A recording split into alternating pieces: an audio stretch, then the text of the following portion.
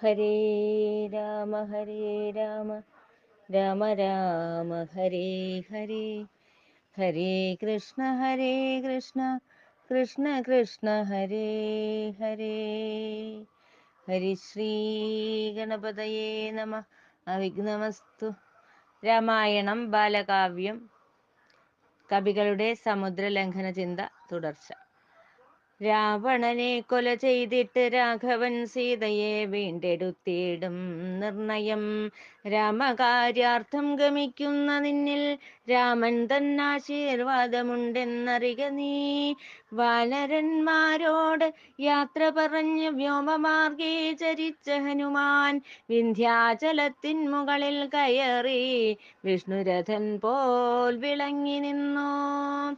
രാമപാദത്തെ മനസ്സിൽ ധ്യാനിച്ച് പിന്നെയും സാഗരത്തിന്മീതേ മേലായം ചെയ്യുമ്പോൾ നാഗജനനിയായ സുരസായോഗചരനെ തിന്നാനൊരുങ്ങി.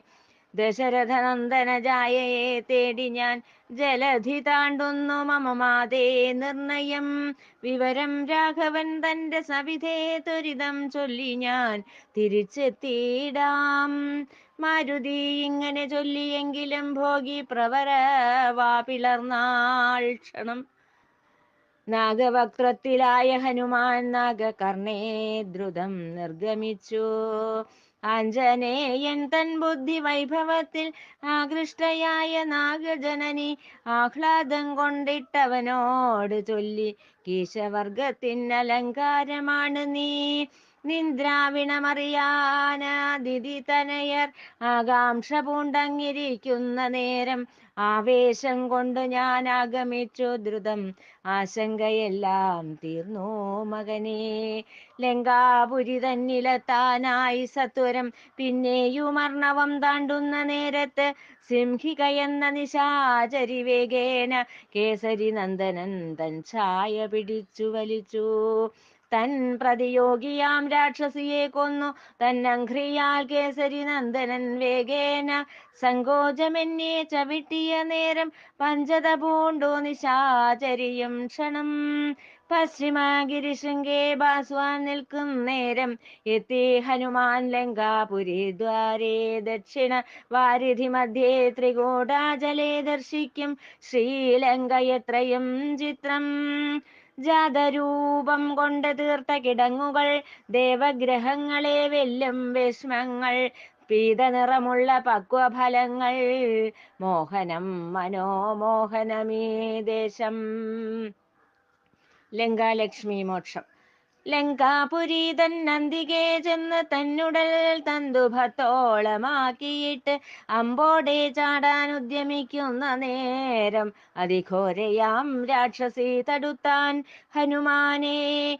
ദുർഭാഷണം ചെയ്തു വാനരവീരനെ ദുഷ്കൃതം ചെയ്തവൾ മാർഗം തടുത്തപ്പോൾ ദാക്ഷിണ്യമെന്നെ താഠിച്ച് ഹനുമാൻ ക്ഷജ്ജം വമിപ്പിച്ച് കാതരയാക്കി. ചോര വമിച്ച് നിപതിച്ച യാതു സ്ത്രീയെ രോഷം വെടിഞ്ഞ് തോഷം കൊണ്ടപ്പോൾ ആശ്ചര്യം പൂണ്ട ശ്രീ ഹനുമാനോടോതീത് വിധം യാതുദാന സ്ത്രീയെ. വൃന്ദാരകരുടെ മകുടമണിയായ വിജയലക്ഷ്മി തന്നെ ഞാൻ എന്നറിക നീ. സംപ്രീതതയാണ് ഞാൻ നിന്റെ ശൗര്യത്തിൽ ശങ്കാരഹിതം പോയി വരിക. ബ്രഹ്മദേവൻ തന്നോക്തികളത്രേ ഇന്ന് സംഭാവ്യമായത് നൂനം.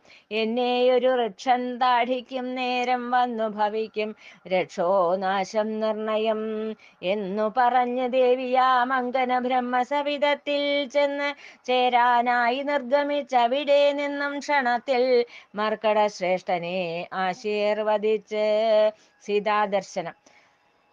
നാഗലോകത്തെ വെല്ലും ശ്രീലങ്ക തൻ ഗോപുരദ്വാരെ നടന്നു ഹനുമാൻ.